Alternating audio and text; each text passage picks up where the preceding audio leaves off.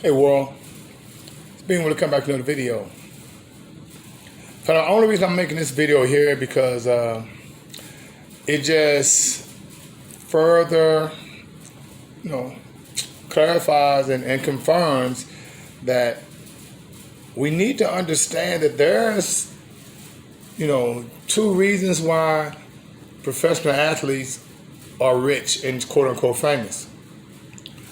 If you don't follow the agenda, you're not going to be famous. Okay? Ask Chris Jackson, the former Chris Jackson from LSU, who became a Muslim while in the NBA, and he didn't want to stand for the national anthem, and he was actually ostracized.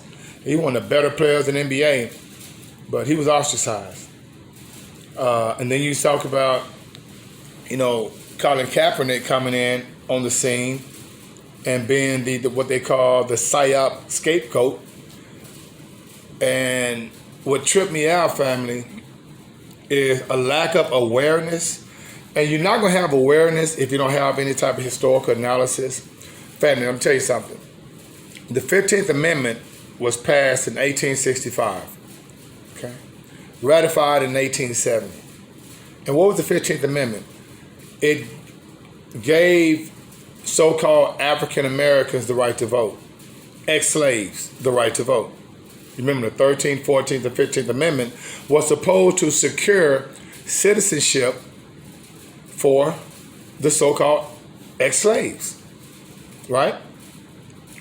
So how is it that 100 years later, in 1965 and 1960s, Martin Luther King Jr. was fighting for that? It was something that was already on the books.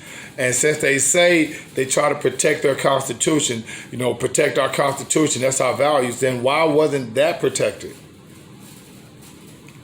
Could I promise you the Second Amendment, the right to bear arms, that stays, in the media limelight in reference to being able to carry guns.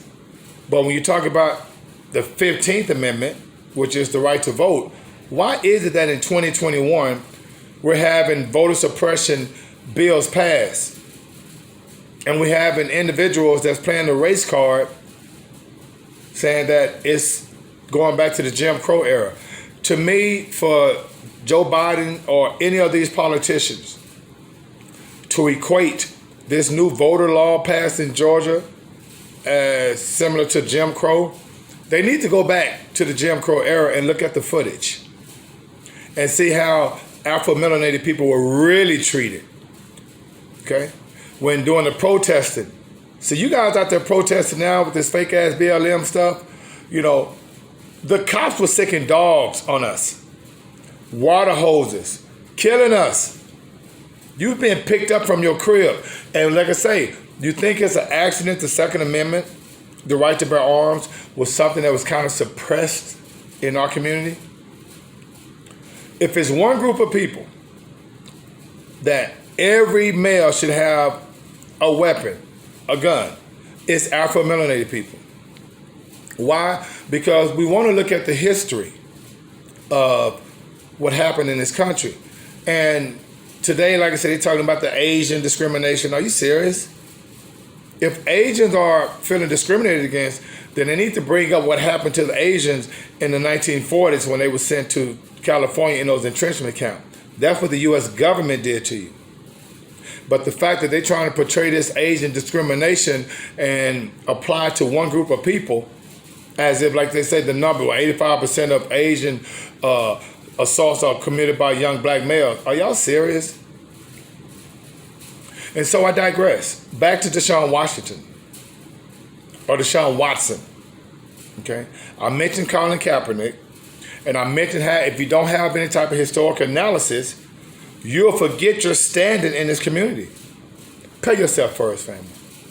Colin Kaepernick tricked a lot of young Afro-melanated brothers into kneeling during the national anthem, all that kind of stuff. The same thing that these young brothers were doing in high school, college. They had no problem standing for the flag or standing for the national anthem while they was high school and college stars. Even in the pros, Colin Kaepernick was a PSYOP agenda to just pass along this divide and conquer. And what it did, it allowed young Afro-melanated professional athletes to think that doing so would give them a higher standing. It didn't. A lot of those guys not in the league anymore. Deshaun Watson. This whole notion of, well, I don't want to play in Houston no more. Dude, it's professional football, which is professional entertainment. You can pay millions and millions of dollars to play a sport, a kid sport. And did you not think by you saying, I'm not going to play for you guys, you trying to force them to trade you, you're not going to the facility, you're not talking to any of the Houston Texans personnel, what do you think was going to happen? Go back to Arian Foster. Go back to DeAndre Hopkins.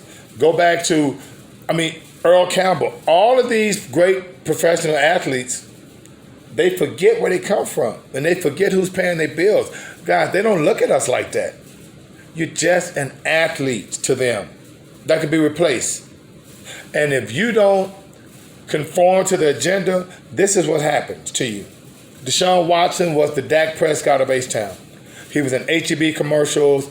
His public persona was one of virtuous, one of respect, and now 21 women saying you sexually assaulted them, and that's all in the media? Really? All of a sudden? Not by accident, family. Not by accident. You have to have some type of historical analysis. It's no accident. Okay? So I just want to come back with a little food for thought, family. It just blows me away that, they will put Deshaun Watson out there like that as if, and pretty much he's guilty before he's even had his chance to prove he's innocent. But that dude, Chad Wheeler, that beat the brakes off their sister, you don't even hear about that no more. So just want to come back with a food for thought, family. In the meantime, between time, may the Most High try to bring you joy. And being with is out of 5,000.